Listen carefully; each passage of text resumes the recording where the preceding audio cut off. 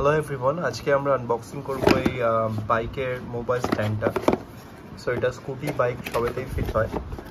আর দু রকম স্ট্যান্ড পাওয়া যায়, যেমন এই ছবিতে দেখা যাচ্ছে মোবাইল হোল্ডার। অ্যাকচুয়ালি এটা লুকিং গ্লাস থেকে এরকম উঠে থাকে, এগুলোতে অনেক ভাইব্রেশন হয়। সো যেটা ভালো না, ভাইব্রেশন হলে মোবাইলটা পড়ে যাওয়ার চান্স থাকে।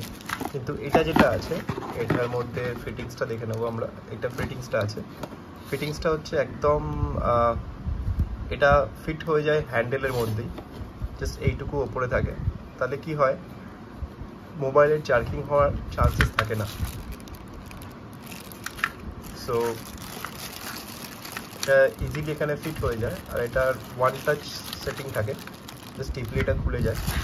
আমি এটা ঝটপট আপনাদের খুলে দেখাবো এটা কেমন কোয়ালিটি। তো এক্স্যাক্টলি এরকম হচ্ছে কোয়ালিটি। এটা টিপলেই জাস্ট খুলে যায়, আর এভাবে টাইট হয়ে যাবে। সো মোবাইল রাখাটা খুবই ইজি এখানে। আর এই স্প্রিংয়ের কোয়ালিটিগুলো দেখা যাক কেমন কদিন থেকে, বাট এখন তো দেখে মনে হচ্ছে ঠিকই আছে। আর এটা এভাবে এখানে ঢুকে যাওয়ার পরে এটা এভাবে ফিট হয়ে যাবে। সো আমাদের এই জিনিসটা খুলে নিয়ে জাস্ট ওটাকে ঢুকিয়ে এটাকে ফিট করে দিতে হবে। ফিটিংটাও খুবই ইজি, আর এর কোয়ালিটিটাও ঠিকই আছে। এর দাম নিয়েছে আমাদের অ্যারাউন্ড 400 রুপিস। এটা মোবাইল ক্যারি করার জন্য খুবই সুবিধা একটা জিনিস। জাস্ট এরকমভাবে ঢুকিয়ে আমরা এটা লাগিয়ে দেবো, এটা ফিট হয়ে যাবে। আর এটাকে পরে আমরা ডাইরেক্ট ড্যাশবোর্ডে গাড়ির হ্যান্ডেলে ফিট করে আমরা দেখাবো কেমন জিনিসটা।